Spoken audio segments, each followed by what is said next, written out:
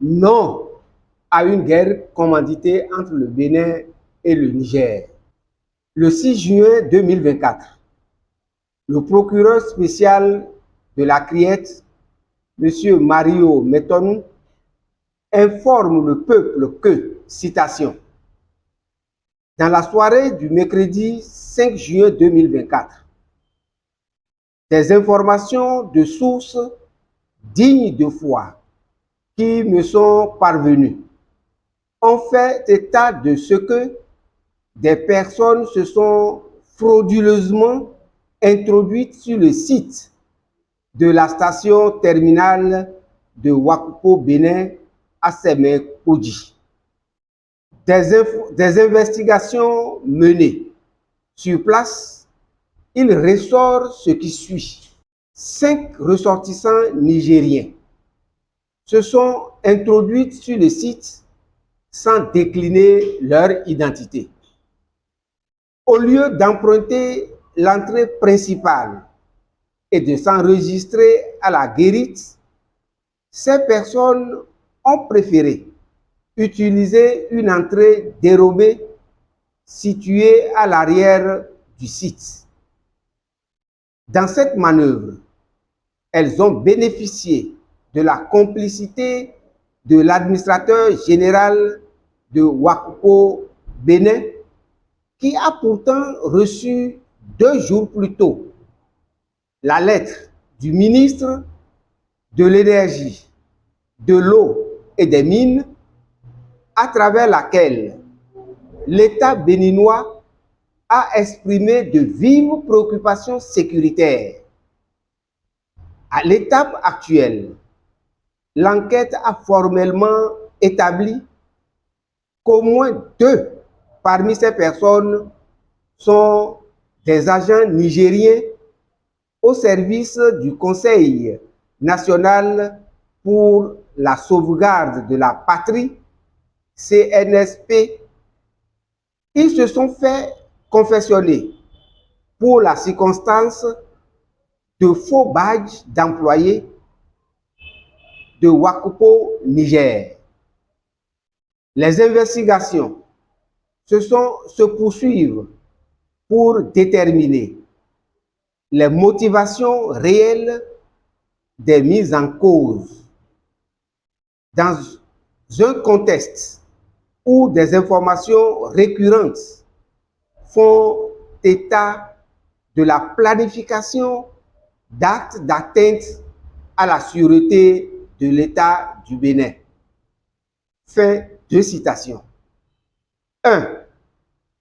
La déclaration du procureur spécial de la Criette indique, en justification de l'arrestation et de la détention des personnes de la délégation Ouakoupo Niger, qu'elles, citation, se sont frauduleusement introduites sur le site de la station terminale de Ouakoupo Bénin.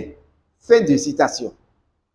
Or, dans la même déclaration, le procureur spécial, M. Mario Metonou, dit que, citation, dans cette manœuvre, elles ont bénéficié de la complicité de l'administrateur général de Ouakoupo Bénin.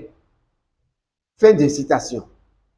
Ce qui signifie en clair que la délégation nigérienne venue pour superviser le chargement de pétrole s'est introduite sur le site avec l'accord du chef des lieux, l'administrateur général de Ouakoupo Bénin.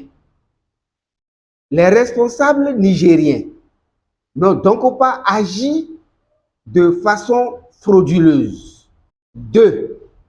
Signalons que, quelques jours auparavant, le président Patrice Talon déclarait qu'il allait vers les autorités nigériennes avec des gestes d'apaisement.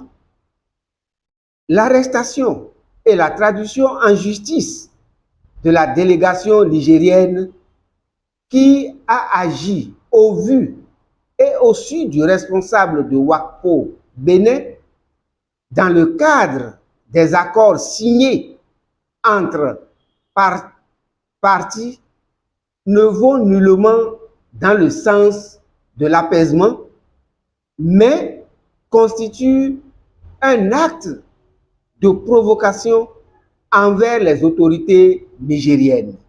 3. Que peut-on déduire de tout ceci?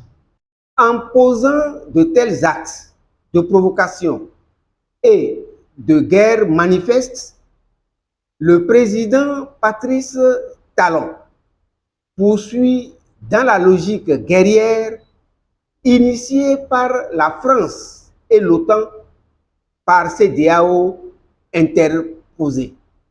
En décidant de se placer au service de la France et des membres de l'OTAN, après leur renvoi des pays du Sahel, le président Patrice Talon met notre peuple en danger puisqu'il l'expose à une guerre avec les peuples de la région et notamment avec le peuple frère du Niger. Notre peuple et le peuple nigérien ne veulent pas de guerre entre eux. Nos peuples ne veulent pas servir de chair à canon pour les intérêts des puissances de l'OTAN et de la France et ceux du pouvoir en place. Le Front patriotique exige par conséquent la libération sans condition immédiate des délégués nigériens, le renvoi des troupes de la France et de l'OTAN du Bénin pour la diminution de la tension actuelle entre les deux pays. Cotonou, le 12 juin 2024, le coordonnateur